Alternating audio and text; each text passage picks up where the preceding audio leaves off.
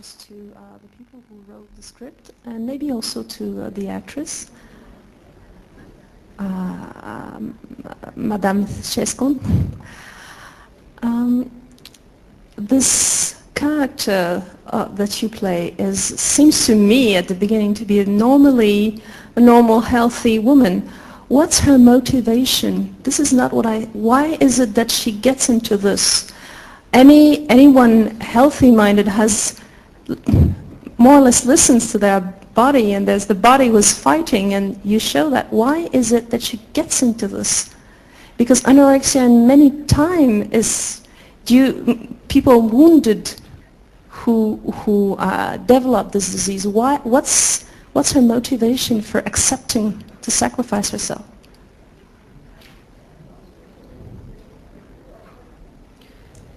Ma inizio io, poi magari mi aiutano anche l'italiano. Perhaps I can start, maybe the others can give me a helping hand on this. She's not anorexic as such, this character. I mean, she really isn't.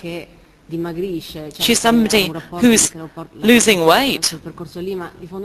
She's involved with that process, but she's healthy, basically, like most of us. And I think it's very important that I say the following.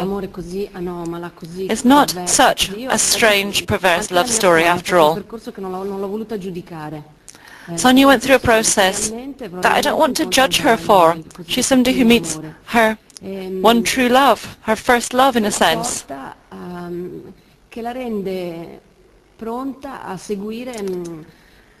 because of that, she's prepared to do whatever her one true love asks her to do. Victor, give me a hand.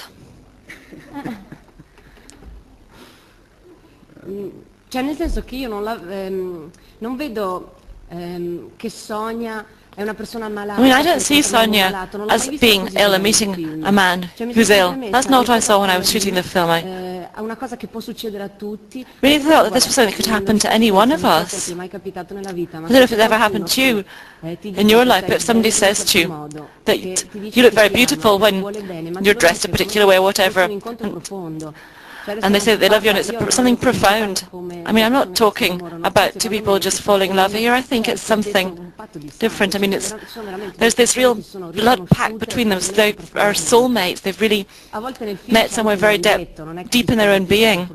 And there's a lot that isn't said as well. The film doesn't explain everything, which I think is very positive. There's so much which is left unsaid. And you realize that when something like that happens to you and somebody genuinely says to you, I really am in love with you, I like you because, and if you're this way, I like you even more. And I would bet that we would all go along with this kind of thing. Perhaps it wouldn't be losing weight. Sometimes you get involved in a relationship, and to start off with, it's almost like a game. You don't think it will go so far. She believes in it. She believes profoundly in what's going on. She believes that there's something really special between the two of them. And when there is kind of special love stories happen, it sends a shiver right down your spine. And that means that you start doing things that might even be risky. And it's often, by the way, of course, unfortunately, a choice that women often make, typically something that women choose to do. He often quotes Kierkegaard, as does Matteo, this idea of feminine abandonment. We often put ourselves in this sort of situation. However, there is one thing I can say.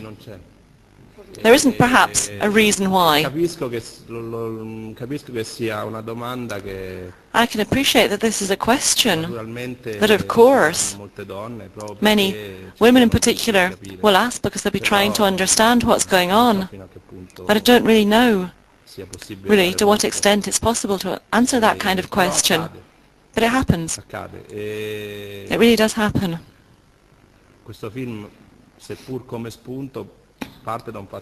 This film is actually based on something which really happened on a news story. And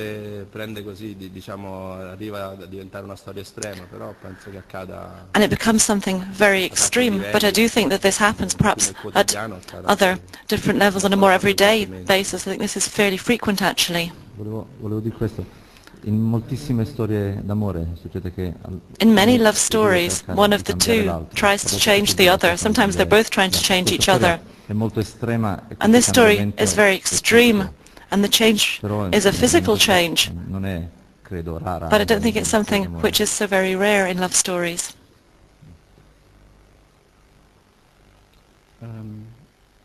Here's the down in front of this question, please.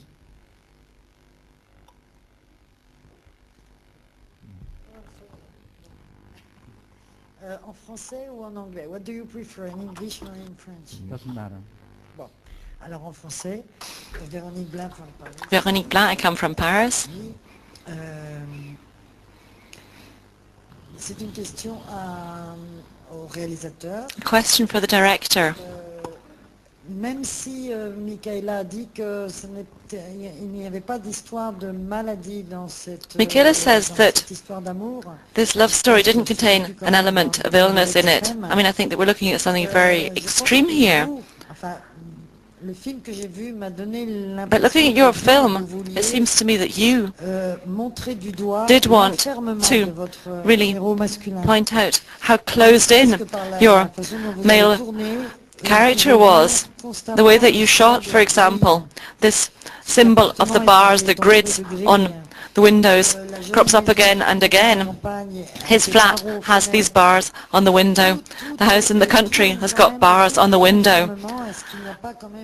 It circles around and around the idea of being closed in. And I wonder about this. There are travelling shots as well. From left to right in your directorial approach, showing things which are either becoming gradually darker or are dark and become lighter. But there's always this notion of shadow, of darkness.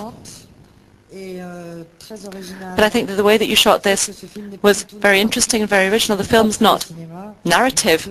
I don't like that so much in the cinema, but it becomes a real work of art. And cinema becomes a mode of expression, which means that it is a real art form. And as far as Michaela is concerned, I mean, we're just at the start of the festival, but I think you really deserve the award for Best Actress. Thank you.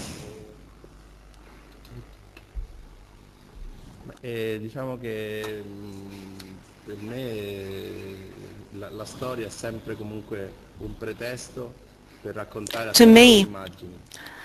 The story is always the basis for telling a story through images.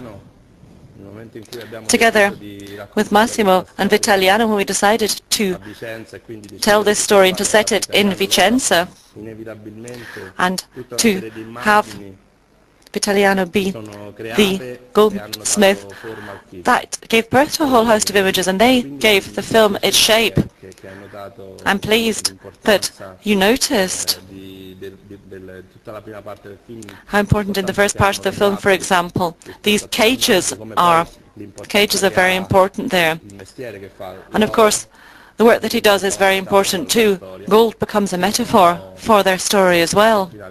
You see that at the end of the film too. And here, Massimo and Vitalio also agree. The way that we see cinema is that you're narrating something through images. It's related to painting as well. So when we write, we're thinking of the images. We're not thinking so much about the dialogues. Fair enough, we do write the dialogues, but they're almost always something which changes in the whole process. That was right, wasn't it? Because, you know, there's something that I realise. Each of us has got different visions of the film.